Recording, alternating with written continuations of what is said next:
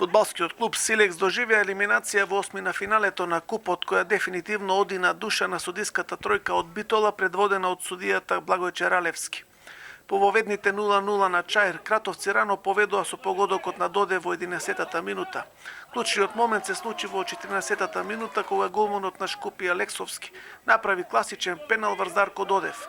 И наместо најстрога казна, Ралевски одмавна со рака, не сакајќи да види прекршок и да досуди најстрога казна, која веројатно ќе значеше елиминација на Шкупи од купот. Ова очигледна судиска неправда се покажа кобна за кратовци, затоа што во финишот на мечот примија погодок и останаа без четвртфинале во купот. Во таборот на Силекс се револтирани и огорчени од Фудбалската федерација и јавно прашуваат кој, зошто и во чеј интерес на дерби надпревар од осмина финалето на Купот на Македонија делегира судија кој во изминатиот период од надпреварувачката сезона има судено исклучиво надпревари од младински лиги.